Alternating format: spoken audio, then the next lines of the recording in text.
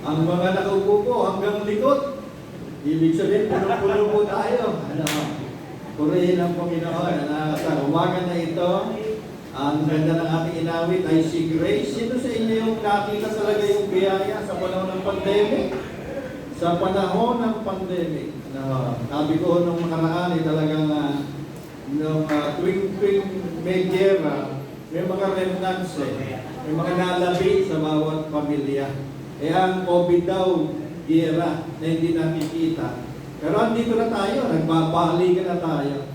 At ginanong ko yung kumpare kong doktor, asawa niya rin ay doktor. Sabi ko, ano pala yung kumpare sa pandemic? Kaya lumababa na. Pababa na talaga, pababa na po yung kaso. At karamihan daw ngayon na-admit ay, nasa hospital sila ay hindi vaccinated. No, hindi pa na-vaccinahan. Karamihan. Hindi daw pa na yun. Yun daw talaga ang totoo. Karamihan sa mga hindi pa na-admit ngayon, hindi pa yung napakunahan. No? So, sana mapakunahan na lahat. No? So, praise the Lord po. Kakaiba yung ating pinag-aralan mga kapatid. Nakakatuwa. Sapagkat nahahalukay natin dito, yung ibig sabihin talaga ng Panginoong Yesus. The last time, yung Good Samaritan, nakita natin, yung command na love thy neighbor, naunahan ng neighbor, yung naibigin, yung kanya, yung umaalipos na sa kanya. Ano, kaya nakita natin doon, na ang pag-ibig ay hindi lang nagpo-flow downward, kundi nagpo-flow din upward. Paano upward?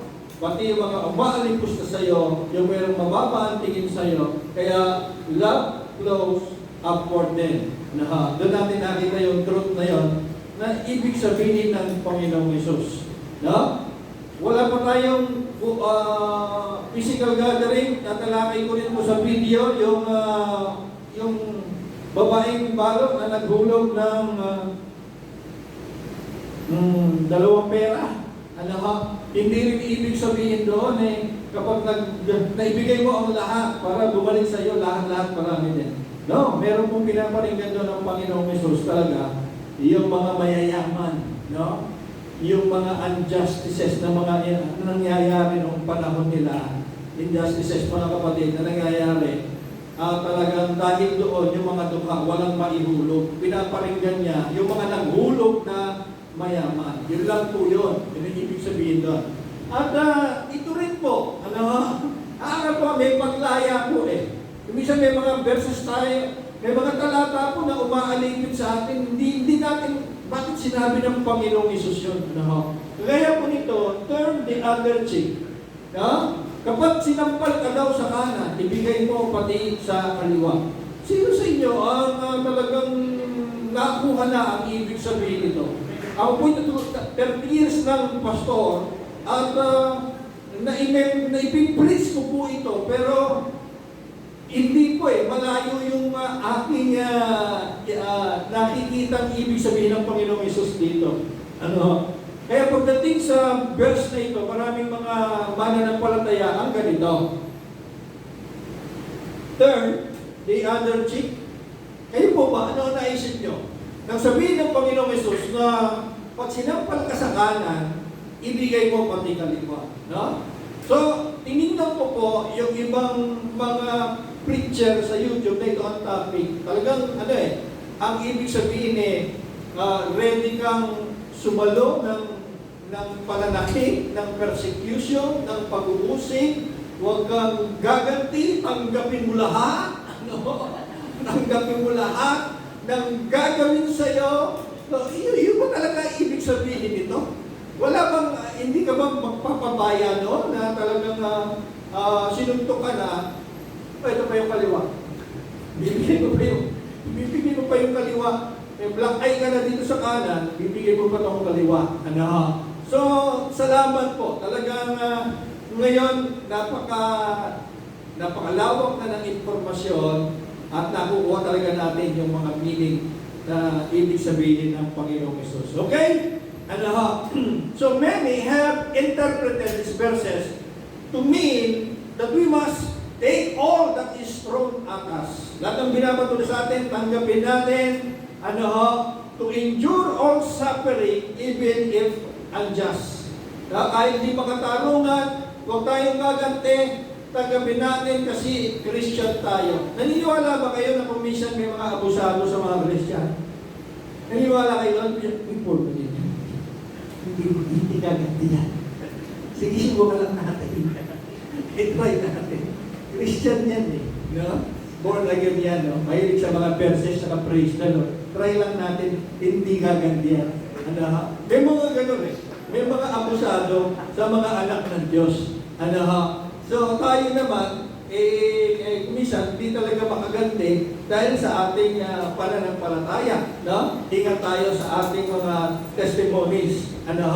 Pero meron pong pagganti na itinuturo dito. Payapa lang, simple lang. At yun ang gusto kong ipakita sa inyo ngayong umaga na ito. So maraming na for the sake ng kapayapaan, talagang dapat gawin daw natin to, which is mali. Naibigay yung kaliwa kung nasampal ka sa kanan. Tingnan natin ang text. Pwede ba kayo? Na-miss niyo ba ang Word of God? Natutuwa ako, nandito kayo ngayon. Natutuwa talaga ako. Ibig sabihin sa LGF family, meron talagang buhaw sa salita ng Diyos. Namimiss yung pagtaas-taas ng kamay. Namimiss yung pagsamba na may mga katabi, may mga kasama. Alam, madaling mag-worship sa bahay. Pero iba pa rin yung sama-samang sumpa-sampa sa Panginoon. Amen? Sa Diyos na buhay. Alam nyo, nakakapagod, hindi lang yung buong linggo.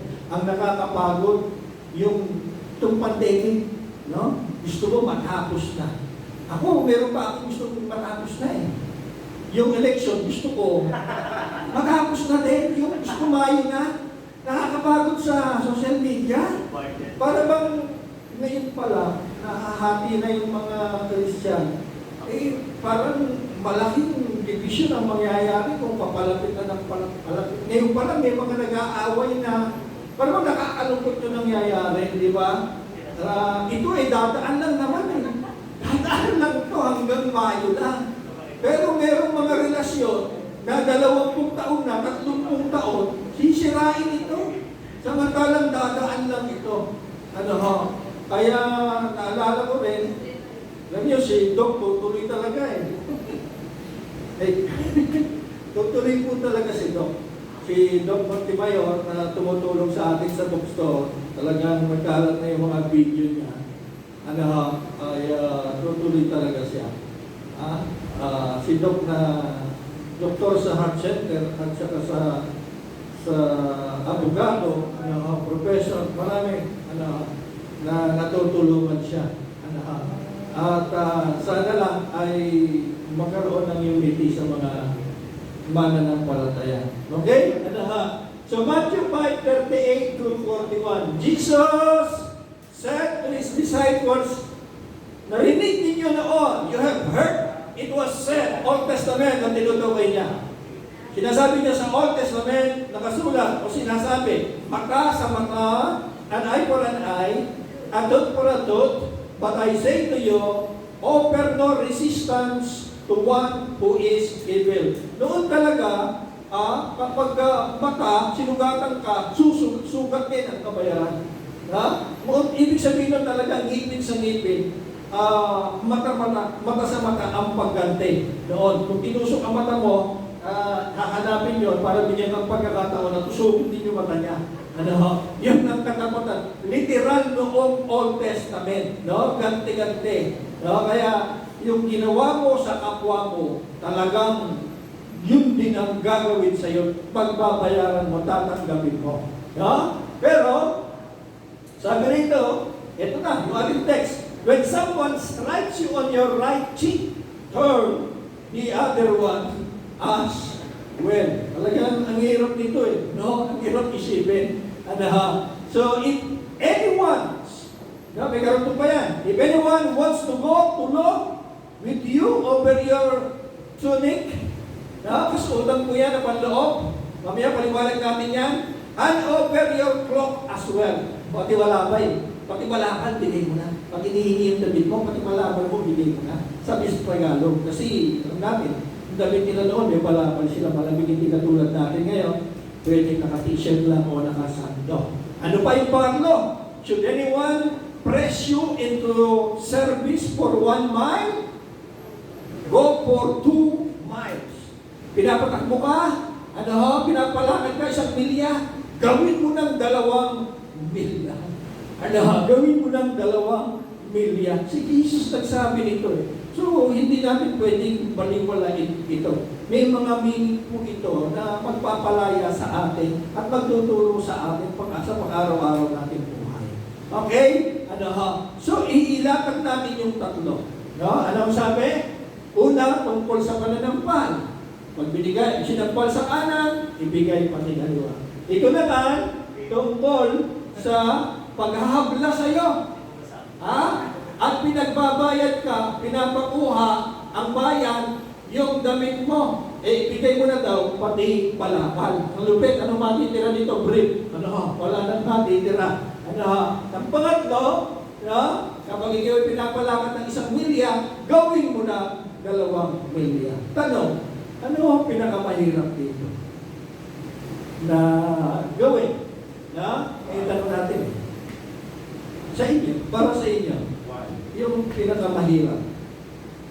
1, di ba? Parang mas madali yun. Mahirap din umuwi ng hubog. Mahirap din umuwi ng hubad. Kung liliteral natin. Yung isa, parang madali lang. 1 milya, gagawin mo lang 2 milya. Pero, pinakamahapdi talaga at masakit sa kalooban. Mahirap gawin talaga. Yung nasampal ka na, ay ibibigay mo pa yung kabila. So, yun talaga eh. Pahihirapan ito yung kalooban mo. Bukod sa hapdi, yung kalooban mo maghihirap dito. Uuwi ka dito, parehong mapula ang pisngi mo, magkabila. So, ang tanong pa rito pwede ba natin itong gawin? Bari ba ito mangyari? Kasi ang application talaga nito, ganito sinaktan ka na, o sinaktan na ang isang anak mo, ibibigay mo pa ang isang mong anak. Yan talaga application yan, kapag di mo naintindihan. Mga kapatid, ano ba? Ninakawan ka na ng lupa, binakuran sinako. Meron kang 200 square meters, sinakot yung 100. Pati yung natitirang 100, ibibigay mo pa. Mga kapatid, pagka gano'n, magtatanong ka talaga. Sobrang pagpaparaya. Kasi, nasa na to? Nasaan na ang pag-ibig mo sa pamilya mo na dapat proteksyonan mo? Diba yung pag-protect sa pamilya, yung pang-inaabuso yung anak mo, inaayaan mo, diba? Yung protection sa pamilya, pagmamahal yun At yung kinukuha lahat sa'yo, ibigay mo na. Sasablay ka rito sa pagiging good steward, pagiging mabuting katiwala. Sige, yun na yan. Inyo na yan. Diba? Lala ko doon meron tayong problema sa isang LJF Hindi naman issue yung building tsaka yung lupa Pinuntahan namin, may inaayos lang kami, nasa upo kami. Yung pastor, bigla na lang, pinalag yung titulo, yan na. Yun na. Pati building, pati titulo, yan na. Kaming lahat, parang, hindi naman kailangan umabot sa gayon. Alam niyo yung pagkaramdam ng biglang gano'n, na siya pala ready, kahit walang matira sa kanya. Ganun yun Bigla na lang. Kung isa naranasan natin yung gano'n, yung mga sisiyan, bigla na lang mayroong sumagot na wala namang kinalaman. Ako na lang makasalanan. Ako na lang may mali sa nangyari. Makasalanan siya yung umako. Parang yung pagkaramdam mo bigla. Lalo na kung ikaw talaga yung may kasalanan. Ano, pero may umako. Di ba ba, nakukuha niyo po yung mga ganon-ganon. Okay, diretso natin. Dito, kailangan ito. Mga kapatid, ang dami kong gustong i-share sa inyo. Ang dami. No? Natuklasan ko talaga na sa pag-interpret ng Bible, kailangan malaman mo, i-consider mo yung direct audience. Sino talaga yung mga sinasabihan? Ano yung kultura nila? No? Bakit ito sinabi? Kagaya sa Matthew 24, ang dami natatakot sa Matthew 24, yung Great Tribulation, na magkakaroon ng 7 taong kabighatian, walang lilindol, walang bato na matitira sa kapwa bato. No? Tapos sinabi ni Jesus doon na may mga lilitaw na pula ang propeta, makakarinig kayo ng digmaan. Pagkatapos sa mga karugtong, alam nyo, ang mga nasa Judea ay tumakbo na sa mga bundukan. Hindi naman tayo taga-Judea, patay. Kapag kung kasama ka doon, kukuha pa ng passport para pumunta ng Israel ngayon. At ang mga nasa bubungan ay huwag na kumuha ng gamit sa bahay, huwag mo nang balikan yung cellphone mo, tumakbo ka na. Tapos ay yung mga nasa bukid, dumiretso na, ng takbong pagtakas. At ipanalangin ninyo na huwag matapat ng Saba. O kanino sinasabi? Ang inyong pagtakas. No? Kanino sinasabi? Kaya importante yung direct audience. Mga kapatid, no? Kapag nagbabasa ka ng Bible, na ang sinasabi hindi naman tungkol sa'yo, para ka nagbabasa ng sulat na hindi naman sa'yo. Nakabasa na kayo ng sulat na hindi sa'yo. Mahal na mahal niya ako. Nanimiss niya ako, pero hindi sa'yo yung sulat.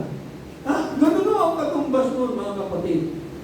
Kaya ang dami sa Bible, tinakot ka, nabihag ka ng pagkatakot dahil doon siya sinasabi, pero hindi naman pala yun para sa iyo. Mga kapatid, kaya napakahalaga ng tinatawag na audience relevance. I-consider mo kung kanino talaga una sinabi. Kasi ang Biblia ay hindi nasulat. The Bible is not written to us, but the Bible is for us. Alam niya, ibig sabihin na it is not written to us. Hindi ibig sabihin hindi ka ang direktang sinulatan. No? Merong original audience. No? Pero ang Bible ay para sa atin pa rin. Amen? Lamang inaalam natin talaga yung ibig sabihin. Gaano kahalaga yung tinatawag na cultural context. May mga churches ko, alam niyo po, naghuhugasan sila ng paa. Bakit? Pagpapakababa. Pero alam nyo, alamin niyo yung background, bakit sila naghuhugasan ng paa. Kasi naglalakbay po sila sa disyerto. No? Naglalakbay, nakasandals lang po sila, nakasandals. Ngayon, bahagi ng pagiging hospitable nila, kapag may bisita, dumating sa bahay, sa atin merienda. Upo po kayo. Anong gusto niyo po? Soft drinks? Skyflex, Royal? Nilalagnan po ba kayo? Ganun tayo, di ba? Pero sa kanila, bahagi ng pagiging hospitable nila ay yung salubungin, yung bisitang naglakbay, ugasan ang paa. Amen? Nakuha niyo po? Yung mga ibang natin kapatid, naghuhugasan din ng paa. Mga nakasapatos naman, mag-aalis patuloy ng medyas. Napapasma tuloy, mga kapatid, yung galing sa church. Galing lang sa bahay, hindi naman galing sa disyerto. Ganun rin, dumadami tuloy yung ritual, seremonya sa church na wala namang kinalaman sa spiritual life mo. Nakuha niyo po yun? Tayo doon, hindi tayo guilty. Bakit kayo, wala kayong hugasan ng paa? No? Hindi tayo guilty kasi naiintindihan natin. Amen? So doon wala tayong problema. Amen?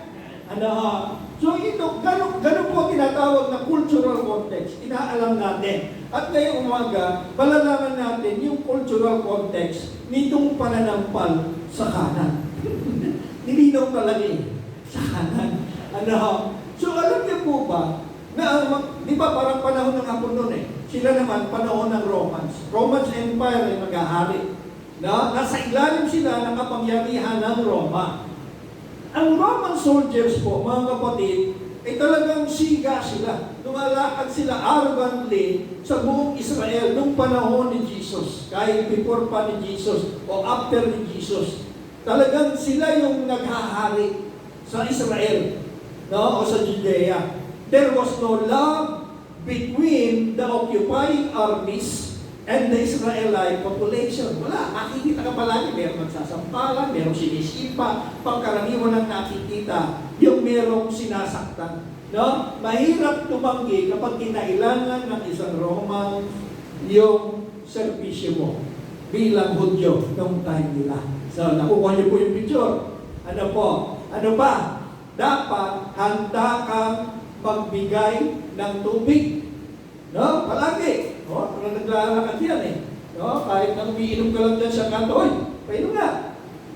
Ibigay ang kasuotan, kapag nagandahan sa kasuotan mo, sa balakal mo, kukunin nila yan. So, grabe yung abuso. Ganun talaga. Ganun ang atmosphere nung time ni Jesus. At dapat handa ka rin magbuhat. Kapag meron silang binubuhat na mabigat, na hindi nila kaya, tatawagin ka na lang bigyan, tatayo-tayo ka dyan, nakita mo nahihirapan kami. Ikaw ang magbuhat ito, magtawag ka pa ng kasama mo. Saan po dadalhin? No! Saan? No, sa Puri. Dapat handa ka palagi. So yung pananakit, pagsampal sa isang Hudyo ay karaniwang makikita. Alam niyo ba nung panahon ng Hapon? Ang pagkaraniwang nakikita naman sa atin, pagpapok. Namamatok yung mga Hapon. Hindi lang nananampal, pero mahilig daw, mahilig magbago.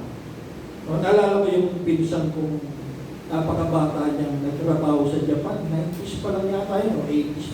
90s sa Japan. Naiyak daw talaga siya. Dahil yung semento, labor eh. Pasok siya labor. Yung baguleta, puno-puno ng semento, natumba. So natapon yung semento. Sabi niya, naranasan ko yung pagbabatukan ka ng Hapon. Sabi niya, gusto ko maiyak. Gusto ko na umuwi. Sabi gano'n. Pero tumagal siya. So, gano'n talaga yung mga Hapon.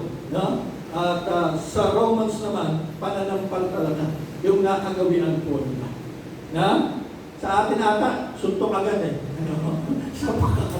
Sapak agad yata sa atin. So, tungkol sa kasuotan, kung pinakamahirap gawin, yung sampal, mga kapatid, tungkol sa kasuotan, ang tunic ay undergarment. Yung palo, next to skin. Susunod sa balataya kapag inalis mo. At ang cloak naman ay balabal, outer garment or robe that is worn over the tunic.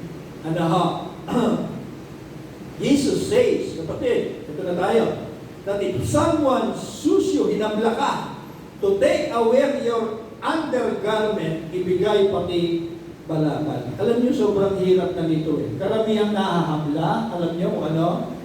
Hayop ang pinag-uusapan. Lupa, yan, mga lupain. Yan, nagkakahablaan sila diyan. Mga alagang hayop, mga ari-arian, at mga lupain. Naghahablaan sila parang sa panahon natin ngayon. Ganyan pa rin. Yung mga lumagpas ng bakod, lumagpas ng lupa, kinuha ang ari-arian. Ganyan. Pero yung dahil lang sa kasuotan, kapatid, sobrang hirap na nito. Pati kasuotan, kukunin sa kanya. At nangyayari po yan, mga kapatid, this will render you naked before them. Why? Hindi pa naisip ng Panginoong Isus yun, na kapag binigay mo, pati malabal mo, ginuha yung damit mo, ano matitira sa'yo? Wala. Bakit inubos ng Panginoon? Wala na nga matitira sa iyo. Diba? Again, may meaning po ito mga kapatid. Sa panahon natin ngayon, kapag may lumalakad ng hubad, ang kahihiyan, nandoon sa taong hubad mismo. Di ba ba? Pag may lakad ng upat, meron pa ba? Minsan meron mga naliligaw eh. No, yung mga madudumi, yung mga wala sa isip. Parang nakakaya naman yan. Diba? Pero sa panahon ng Biblia, alam nyo, ang kahihiyan pala, kapag merong ubat sa daan, ang kahihiyan ay nandun sa mga tumitingin. No? Nandun sa mga beholder. Nakakasunod ba kayo? Ha? Nandun sa mga beholder. Kaya nung time nila, kapag mayroong ubat, mabilis sila yumuyuko o kaya tumatalikod. Kasi kahiya-hiya ka. Ikaw ang kahiya-hiya kapag tumitingin ka sa naked, sa hubad. Nakakita niyo po? So ano ibig sabihin nito? Mga kapatid, ha? Sino nakakaalala nito? Si Noah hubad. Nabasa niyo to? Sa sobrang lasing. Si Shem, tsaka si Japet, alam niyo yung ginawa nila? Kumuha sila ng kumon, lumakad sila ng paatras para takpan ang kahihiyan ng kanilang tatay. Nasa Genesis po yan, 9:22-23. Ano ha? Pwede rin po itong gawin TikTok kung gusto niyo. Hindi po yung TikTok. Ano ha? Pero ganun talaga. O, tingnan, doon pa lang, alam niyo na ibig sabihin. Bakit sila lumakad ng patras? Kasi kahiya-hiya ang makakita na uban. So, ano message noon? Sa humihingi sa iyo ng damit. Diba? Pag binigay mo pati palapal, siya mapapaya. No? Harap mo. No? Siya yung parang sinampal. Amen? Nandiyan pa kayo. Hallelujah. Palapakan muna namin ang Panginoon. Hallelujah. At naalala niyo rin ba ito? Noong ang Panginoong Yesus, hindi na niya makayanan yung cross. Merong doon naglalakad-lakad lang. Ano ho? Simon din ang pangalan.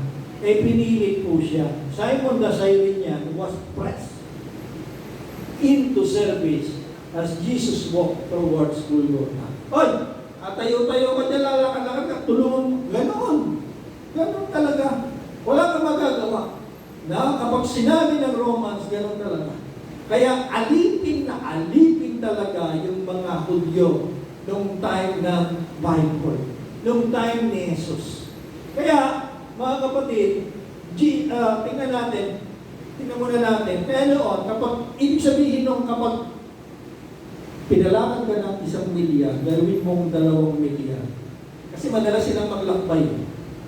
Nakasakay ng kabayo, ng camel. Pag nagka-problema, ikaw na lang magbubuhat nung kanilang binubuhat para dalhin doon sa isang lugar. Bawa, na-flat yung camel. Na-flat yung camel. Sa paglalakbay, nagkaroon ng problema. Ikaw talaga, makuutusan na lang nila magpatuloy ng kanilang ginagawa. Puntahan na natin itong ating pinag-uusapan.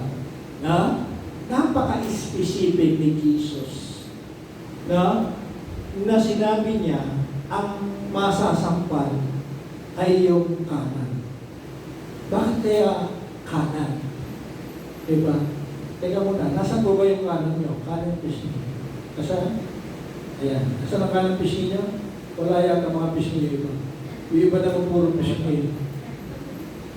Kanan pisngi natin. Nasaan pala mo ba? Sampol na po ba? Sampol mo na. Sampol. So, struck on the right cheek. Bakit kaya sobrang specific ni Jesus na kanan ang binanggit? Tanong, why would Jesus indicate that the first blow will come to the right cheek? Yan ang tinatanong natin. Bakit kanan? Why would He instruct someone to open the left cheek to an attacking Roman soldier? Siyempre, nasampal sa kanan, bakit niya sinabi rin i-offer ang left? So dalawa yung, para lumaya tayo sa verse na ito, dalawa yung bibigyan natin ng kasagutan. Bakit kanan? At bakit pa ibibigay pati kaliwa? Ulitin natin.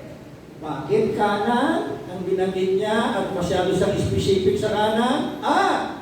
Bakit naman i-offer pa pati kaliwa gayong nasampal na yung kanan? Okay, the answer is simple. Roman soldiers tended to be right hand.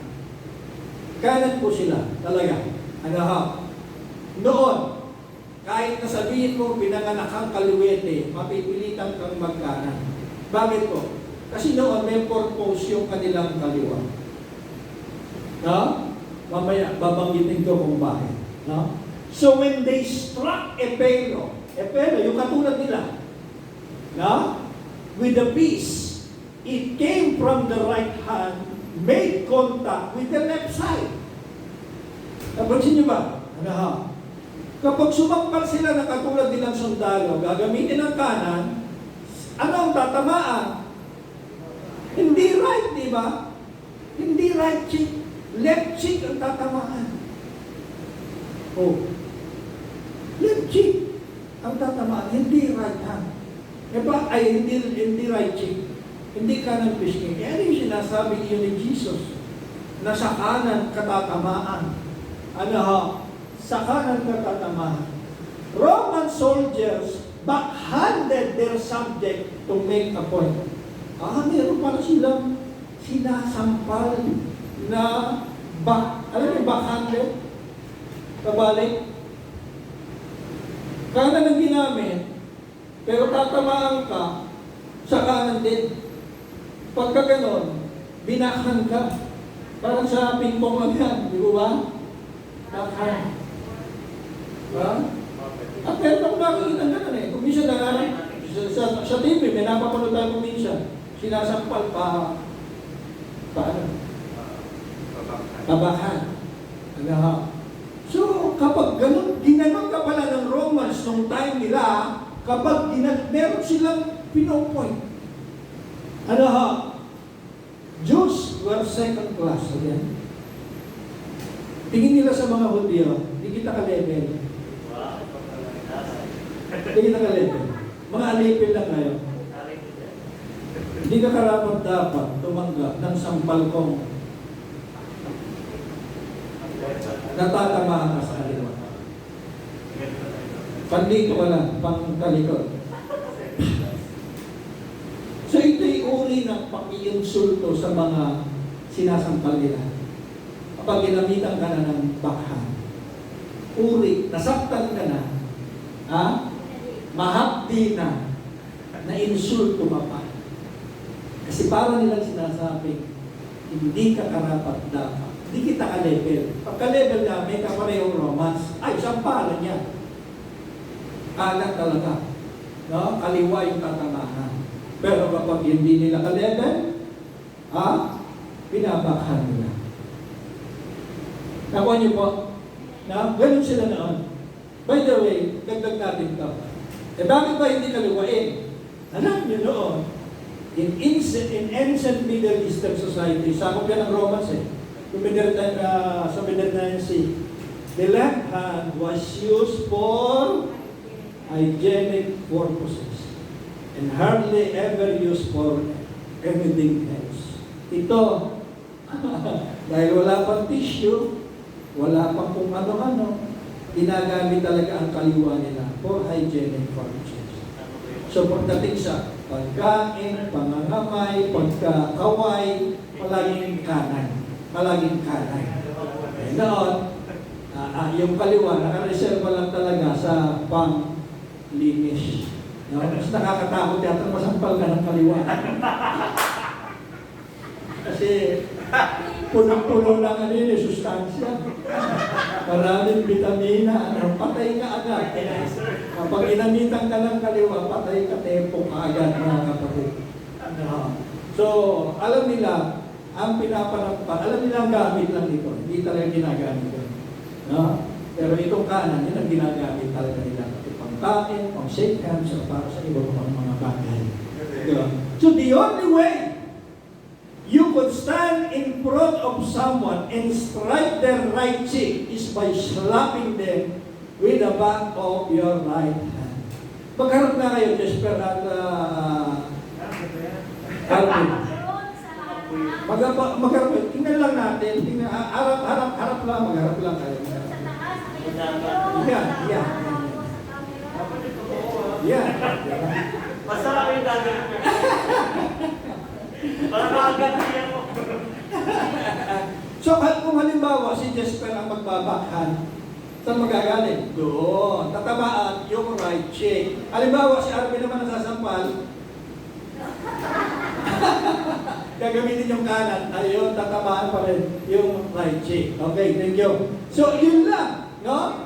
The only way na pwede kang masampal sa kanan ay gagamitan ka ng backhand, right hand, no? Yung likod talaga, no? So, when Jesus, ito na tayo, tells a fellow Jews to expose their left cheeks, he is calling for peaceful solution. O ang tawag dito ng iba ay peaceful resistance. No? Tawag dito ng iba, no? Kasi hindi rin ito tinatawag na kunwaring pagpapakababa. Mga kapatid, baka ma-misinterpret nyo, meron fake na humility. Hindi yung sinampal ka ng kaliwo. No? Parang kunwari nagpapakababa ka pero masamang-masama ang loob mo. No? So hindi rin ito ang kunwari pagpapakababa. Ay tinuturo na isa sa mga hugyo. So what is the real point? Ano ang real point dito mga kapatid? No? Ito po. Jesus wants to force Roman soldiers to treat them like equals.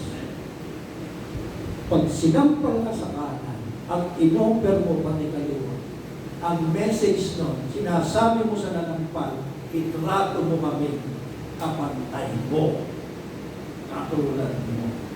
Kasi kapag na-expose ang left, ninyo, pag na-expose ang left at may kasunod pa, na-expose na ang left, na-expose ang left at may kasunod pa, mahirapan na niyang gamitin yung backhand. Mahirapan na. Ako nyo ba? Naka-expose na yung So mapipilitan siya, parang nakabilat na yung, naka-expose na yung left, kung may kasunod pa, hindi na niya magagawa. Bakit? Ang left na nga ang nakaharap eh. No? Alam namang iinit. Sasampal pa. Yun ang message. No? Mahirapan naman na pumunta rin, tapos sasampalin. Magaling naman. Wala namang ka-power yun, mga kapatid. Nagigets niyo po, mga kapatid.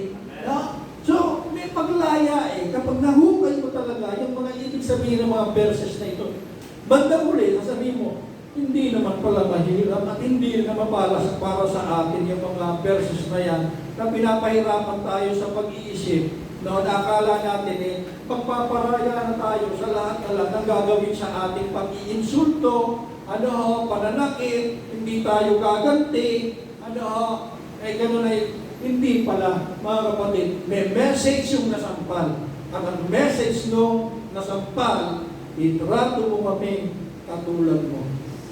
Ang level mo. Amen? Amen. Amen ba? So, Jesus' command to turn the other cheek, is ultimately a call to peaceful resistance. Sa Tagalog po, ang tawag dito, mapayapang pagtutol. No? Mapayapang pagtanggi. Hindi ka gumaganti. Pero may message ka. Hindi ka nanakit. Pero may message ka doon sa nanampal. So, magitan lang ng gesture mo, nakapag-send ka ng message doon sa nanampal. Amen? Amen. Hallelujah. So, ang dami nito sa Book of Proverbs. Ang tawag po dito ay naglalagay ka ng baga sa kanilang ulo. Meron ito sa Proverbs at Romans para suportahan natin. No? Sa Romans, ganito po ang sinasabi. Kasi ang mga tao noon, kapag sobrang guilt o o sobrang lungkot, mga kapatid, ay naglalagay sila ng abo. Saan galing ang abo? Sa baga din, di ba? Abo nilalagay nila. Kasi yan, mahirap sa ulo. No? Kapag nagpapasting din sila, naglalagay ng parte ng pagpapakababa at pagsisisi nila. No? So, si Apostle Paul naman, ang sinasabi niya, basahin na nga natin, Romans 12:20, ngunit kung nagugutom ang iyong kaaway, kakainin mo. Kung siya'y nauuhaw, painumin mo. No? Huwag kang malalagay na lason, mga kapatid. Sapagkat, sa paggawa mo, nito ay parang nilalagyan mo siya ng baga sa kanyang ulo. Grabe ito, ano? Biruin mo yung baga niya na pupunta sa ulo. Grabe yung baga. No? Yung baga talaga, yung ginagamit sa pang-ihaw. Di ba kung minsan kapag napapahiya ka, mainit, namumula. Meron ganun eh. May tao napahiya, uminit yung pakiramdam niya, namula, pati teka niya namula. So ganun yung tinutukoy ng salita ng kasulatan sa Romans, Ganun ang katulad po nito. Doon sa nasampan, yung nag-init man ang pisngi mo sa kanan, ang susunod na mag-iinit sa kahiyan, yung nanampal. Amen? Amen? No? Kasi sabi, huwag ka magpadait sa masama, sa edip, daigin mo ng mabuti ang masama. Mga kapatid, hindi ka gumante. Ulitin ko, hindi ka gumante ng sampal. Ha? Hindi ka gumante. Pero, nakapag-send ka ng message, ibig mong sabihin. So, turning the other cheek is not a blanket, yung mga pagbubulag-bulagan sa tinatawag natin brutality. Brutal na ginawa sa'yo, nagbubulag-bulagan ka pa, hinahayaan mo yung sarili mong saktan ka. Hindi ganyan, hindi tama yan. No? So, hindi pala yun na ibig sabihin. Mga kapatid, ito yan. Ito ay strategy para ma-motivate yung abusado na magbago siya. Nakuha niyo po? It is a strategy for motivating others to change. Yung mga umaambuso sa power. Mga kapatid, hanggang ngayon applicable to. Yung mga boss talaga na sa school, sa opisina, o sa bahay, kung minsan nawawala yung... Alam nyo kasi, sa new creation, wala na pong Grego, wala ng Hudyo, wala ng Hentil, wala ng babae at lalaki. Alam niyo ba yun? Wala na rin pong babae at lalaki. Lahat po ay tomboy at bakla. Hindi po. No? Ibig sabihin ng wala ng lalaki at babae. Pantay tayo sa paningin ng Diyos. Ang babae at ang lalaki pareho na lang sa tingin ng Diyos. Amen? Kasi merong time na walang bilang ang babae. Napansin niyo ba yun? Sa Bible, pag sinabing 5,000 ang kumain na lalakihan, bibinibilang ang babae. Mula Old Testament, pa yun, walang bilang ng babae. Pero sa new creation, lahat po tayo ngayon, sa buhay natin, dapat katulong man kasambahay, o kahit ano pa yan, tingnan natin sila ng mga ka-level natin. Amen ba yan? Na? Kasi yun ang gusto ng Panginoong Jesus para maiwasan yung abuso sa posisyon o sa power. Amen? Minsan guilty tayo sa ganun eh. Pero wag naman sana. So it is a call to shame evil people into repentance. No? Hindi naman tayo evil. Ang tinutukoy dito yung mga abusado sa kanilang kalagayan bilang mas mataas sa akala nila. Amen? Amen! Hallelujah! So, specifically, ito ay paraan ni Jesus, no? Para magbago ang taong umaabuso ng kanyang posisyon, ng kanyang kapangyarihan. Kasi kung ito yan eh, if you meet evil with evil and blow for blow, the cycle of vengeance will never end. Diba? Kung gumanti ka, gaganti yan. Mag-aaya ka. Kaya nga mayroong pamilya, nagkakaubusan eh. Di ba ba? Nagkakaubusan. No? Naalala ko noon, nung binata pa ako, puso yun eh. Hindi naman ikaw yung sinusuntok. Nakikisuntok ka. Kasi tropa mo yung nagugulpe. After 2 years, ako naman yung nasuntok. Hindi ko alam saan ang galing. Pero yung nanuntok, nagtatanong kung sino-sino yung mga kuya ko. Kung may malalaki daw ba akong kuya, hindi ba ako gumagante? Nag-worry na siya ng gante. Yun yung cycle eh. No? Yun yung tinatawag natin, pabalik-balik na lang. Kaya may mga pamilyang nagkakakubusan. So merong mapayapang solusyon na ino-offer ang Panginoon sa atin. Ano yun? No? Yung makaramdam siya, yung peaceful solution. Kaaway ka, ay subukan mong i-order siya sa mga o kaya sa tok-tok at diniliver sa bahay niya. Ang nakalagay ay ang pangalan mo. Nakalagay. Wala na pa may order na ganyan eh. Pinapamigay po ni ganito. Talagay ko, hindi niya kakainin dahil baka akala, lalasunin mo. Pero hindi mga kapatid, yun yung sinasabi ng Panginoon. Nauhaw ang kaaway mo, sabay painumin mo. Nagutom, ay i-blow out o pakainin mo. Magpayapang solusyon. Wala tayong magagawa, mga kapatid. Yun ang way ng Panginoon. No? Yun talaga ang paraan ng Panginoon. Para ang mundo'y umayos. Amen? Kaya kung gusto nyo mga libre ng pagkain, no? Ay, yun, ang gusto nyo ng mga Christian. Ililibre kayo ng ililibre ng mga Christian. Amen? Yung purihin ng Panginoon. Peaceful resistance is one among many of Jesus' plans for changing the world. Plano niya talaga doon, no? Kasama sa pagbabago. No? So, natawa ko dito eh. You'll miss it if you misunderstand this cultural context. No, mamimiss mo talaga yung talatang yun. Yung ibig sabihin, kapag di mo kinonsider yung cultural context. Nakuha niyo po? Amen? Palaparan natin ng Panginoon. So, in God's eyes, tandaan natin ito, in God's eyes, there is no class distinction. Walang first class, walang second class. Alam niyo po ba hanggang ngayon, mga Singaporean tingin nila, sa sarili nila, ay mga first class na tao sila. Ang mga Germans, may panahon ang tingin nila, sa sarili nila, ay mga first class.